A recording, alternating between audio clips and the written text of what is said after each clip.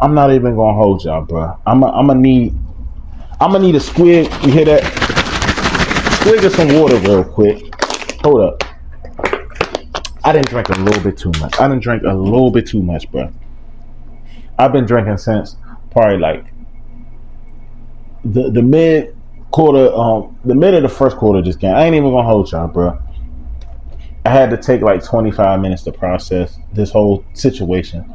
I had to drink to cope along with this constant pain and frustration of this trash ass team, this trash ass franchise, this trash bum ass coaches who don't understand, have no self awareness, like any type of game situation of what's going on. And all these people think this shit is a game. They think this shit is a joke. Every home game, we come out and play the worst of the worst. I had the chance and opportunity to go to this game, and I said, hell no. Just like when you heard in my video against the Giants a few weeks ago, I said, hell no. This is why I didn't even make a video versus the Cowboys, because I knew we were going to get our ass beat. What chance, even though we play better on the road, what chance did we have going into that game? The little bit of chance and opportunity we have, we know Eric Bieniemy, he is not that smart. He is not that aware. He is not that conscious and understanding what's going on at any point of the game, where he has these poorly designed runs, these stupid route concepts that make no type of fucking sense at all. And we continue to run the same play. And I'm going to tell y'all something, for all you people who come on here and try to think, oh, I know football, bro, I watch film. What do you think these defenses are doing every week? What do you think these offenses are doing every week? They watch film. This is how they know we're trash. This is how they know to throw the ball up to Tyreek Hill, because they know Ron Rivera and Jack Del Rio are fucking idiots. They don't put a man over top. Kendall Fuller is not blazing fast. He's not that tall. He does not have that range and that dexterity in his game like a Jalen Ramsey. I don't even see Jalen Ramsey on the field. What was even the point?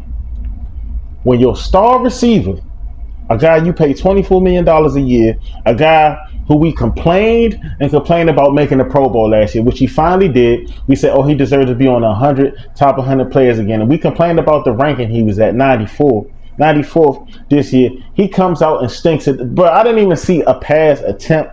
I don't even think I seen a pass in the radius of Terry McLaurin.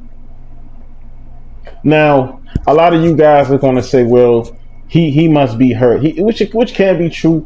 I just think Eric Bieniemy is shitty at scheming up plays. He's shitty at calling plays. And you guys need to take this cape off. You need to take this delusion off. You need to take these burgundy rose-colored glasses off your face. He's fucking trash. He will be back in Kansas City or somewhere next year holding a clipboard.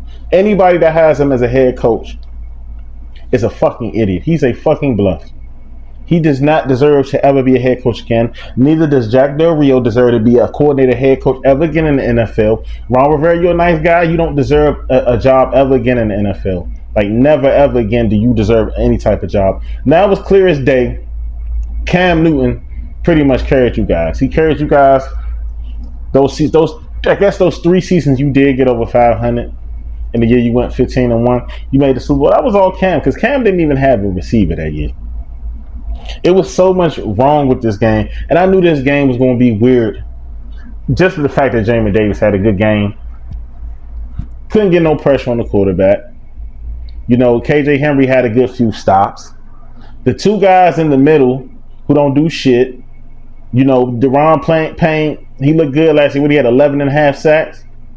You know, Payne, he looked good the last few years. The guy who complained and talking about he tired of fucking losing. What do they do? What do they do? No Jack Del Rio. Still look the fucking same schematically on defense. Still look trash. Receivers still open in the middle of the field. It's just like you expect it. You don't even expect better out of this team. Like, you just gonna watch the game. It's like insanity at this point. You're a fan, so you're gonna watch the game. When you love somebody, as crazy as love is, you're willing to suffer and take all the pain, you know, that goes along with the game of love. Because they say pain is love, right? Metaphorically speaking. And sometimes that do take a toll on you physically and mentally. And this is exactly why I didn't even go to the game. Why I didn't go to the Giants game. Why I won't probably even go to any other game this year unless it's a free ticket. And I'll just go there and be drunk out my mind. Because the only way we're going to beat Dallas at the end of the season, if they sit or rest all their starters, and we play all of ours. Terry McLaurin. Terry McLaurin is not going to get over 1,000 yards this year. He's not even going to probably even get a 100-yard game. This is like 13 weeks in, no 100-yard game. And you know, we're 4-9 now, so we're probably 4th and 5th in the standings, depending on, you know, after this week, we'll see where we land. So the question will be, since more than likely Drake May, we already know Caleb Williams will be off the board. Do we go tackle, or if Marvin Harrison Jr. lands, let's just say we had 3, do we go at tackle, or do we at least trade back for more picks? Because the reason I'm bringing this up, I'm not even going to be worried about too much of what the matchups this week. What does it even matter? I may just do it for the sake of content. We should look more towards free agency, more towards the draft. I don't even think a lot of these guys, like, this is why a lot of people don't become loyal to these players, and I'm better understanding that now at my age. Even though we grew up loving Santana, we grew up loving London Fletcher, Clinton Portis, and all these guys, you just have to come to the realization that at the end of the day, you're a fan of the team. You want to see the team do good because these guys come and go. It's just a part of the business, and it's a part of the game of these guys coming and going. Like, this shit was like, you know, I said I predicted the score to be, I was hoping the score would at least be the Dolphins winning 27-22. Like, I would hope we would come in with a fight. There was no type of fight in this game. And I'm going to go back to that play where Sam Howell threw the pick 6, and a lot of people are blaming him. But nobody wants to blame the play caller for at least the decent enough position we had to at least try a run or try a bootleg, because there were points of the game the run was working for us. We were down 10-0 at that point. You would think EB would have some situational awareness, because the defense already knows. They've seen this play. Why are you running 5 wide? Your offense isn't successful. You can't even get the ball to your star receiver. You got this guy leading the lead in passing yards. What does it fucking matter? He leads the league in interceptions down too. No touchdowns this week. We pass the ball all the time. Then we run the ball today finally, and it's looking good when running. And you would think, like, hey, maybe if we do this early in the season, we can control the momentum and the clock a little bit more, because the defense been some shit. We already know. And y'all keep talking about Chase Young and all these other guys not being on the roster. No more. The defense was shit when Chase Young and Montez Sweat was here. So I'm going to need you guys to stop, you know, relying on, Chase Young, Montez. They're not, bro, the defense was terrible. Before then, the defense was already ranked 31st. And, like, now we're more than likely 32nd. Stop relying on this foolishness. The defense was terrible when these guys were here. Those guys are in San Francisco and Chicago now, and they're still not game breakers. Maybe going into next year, depending on if Chase Young is still in San Francisco or wherever he is. Who knows? But Montez, he got an extension, so maybe he has time to prove that. But as far as that, these guys wasn't game breakers. The defense was still terrible. The secondary was terrible. And the head coach of the team don't know how to evaluate linebackers. And, you know, somebody brought up a good point on I believe it was Facebook. Why didn't we keep Cole Holcomb? Like, not that it would have been much of a change in the defense, but I kept telling people in the offseason, Cole Holcomb is a lot better than y'all think. Is he a Pro Bowl, All-Pro caliber? No, but we don't know what he could have turned into this year with a full season. We don't know. He was the best linebacker. Yes, he was better than Jamin Davis. And Jamin Davis has made some plays this year. He played probably well, the best on our defense. He's the only person on our defense that stood out. KJ Henry made some plays. But this team is disappointing. And to be honest with you, Terry McLaurin, if you coming into any other season playing like that, or like based on what Josh Harris is saying, we may have to go out. If we're going to, this is how I see it, in free agency, hypothetically speaking, just give them a scenario. We get somebody like T. Higgins. T. Higgins is already going to come in and be wide receiver 1. Y'all need to. Terry's not going to be wide receiver 1 no more. Then we go and draft the guy from Penn State. If we get a 4th or 5th pick in the draft. Or we draft Joe Alt. That would be a good scenario in my opinion. Then we add more pieces in free agency in the draft.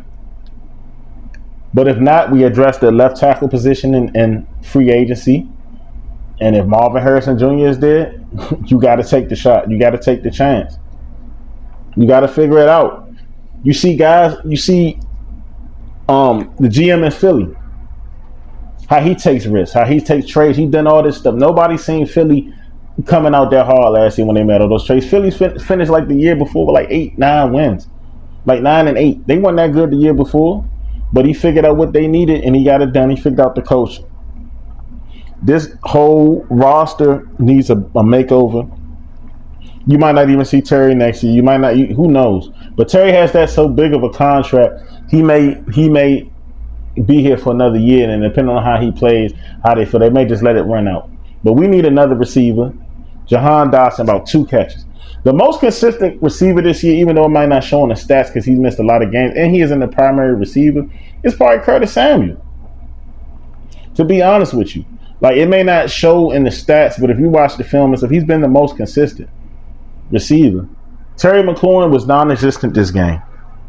He was non-existent. I don't look forward for anybody complaining about his Madden rating this year, complaining about him on the NFL charts, but he's not going to make the Pro Bowl.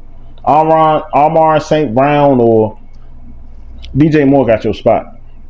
And after that Week 5 game, I was like, DJ Moore got your spot then, because Terry had a chance to turn it around after that. The running game was looking good. EB still with these crazy designs on third down, trying to have delays and draws instead of just trying to pound it up the middle. Like, bro, they're already ready for this. Then y'all want to blame Sam Howell for his tackles, giving up sacks. Did Sam Howell hold the ball on a few plays? Yeah, a few of them was on him, but a lot of them was on the line. A lot of them is on. EB is not making this game easier. Y'all have to stop trying to put the blame on the quarterback every time and thinking like Jacoby Brissett is going to change it, because Jacoby Brissett came in at the end of the game. I guess they were just like, put Sam on the bench, just get Jacoby some playing time. With this line and this terrible blocking and this scheme, Brissett is only going to come in and if it's probably like 2 games left in the season and we like 4-11, 4-12, because he's not going to be back here next year. And depending on how we look and how Sam finishes this year, again, that's going to tell you Drake Mays won't be here. That's going to tell you everything you need to know. But I don't want to wrap it up this too much longer, man. Oh, man. Hail to the Washington Commanders. Please like, comment, share, and subscribe. Please like, comment, share, and subscribe. Hail to the Washington Commanders. Oh, man. I was expecting us to get beat, but not this bad.